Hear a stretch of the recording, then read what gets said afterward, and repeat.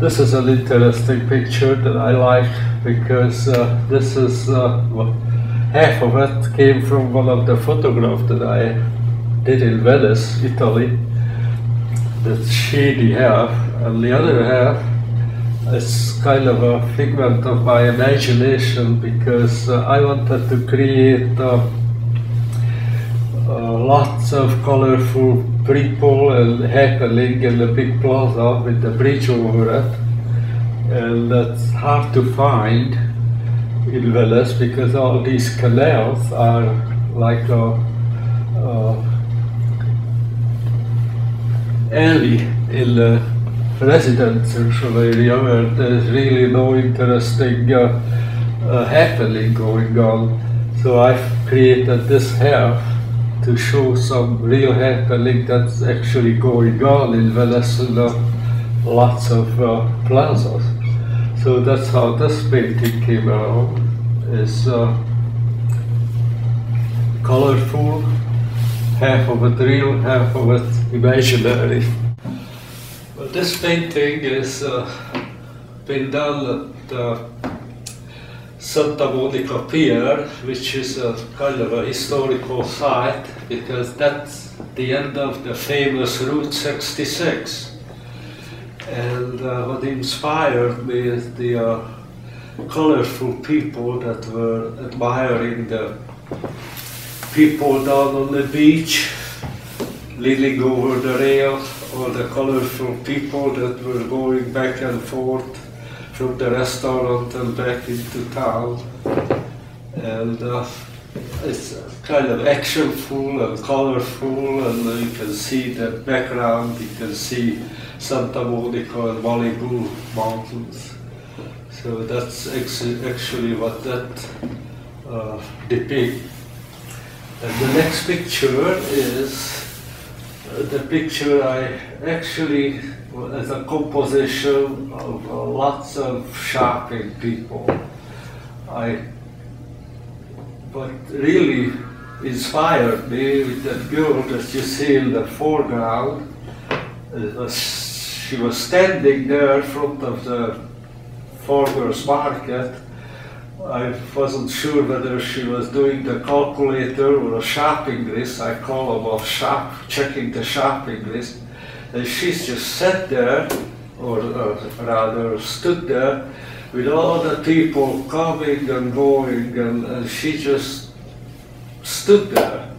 So I came home, I took her there, and all the people that were coming and going are compositions of all the people that I took pictures of. So that's how this picture kind of got created.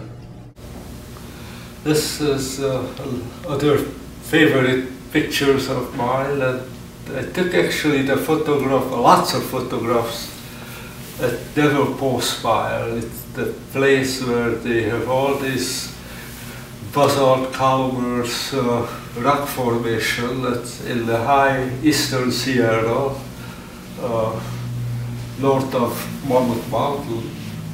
And what inspired me in that particular picture is that all the rubble, all the stones that actually created by earthquakes that fall off the formation, all the little pieces, you know, like 1 or 2 or maybe 4 feet long. And this one piece was the only piece that was about 25 or 30 feet long.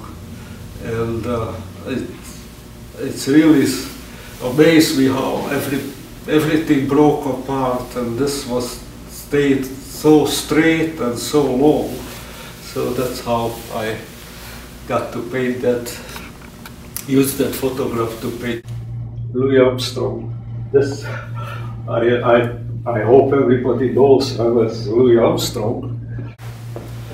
This is one of my favorite pieces that brings back lots of memories. When I came to United States, we were young guys, 20 years old. We were all into big band jazz, always listened to the Voice of America midnight at home.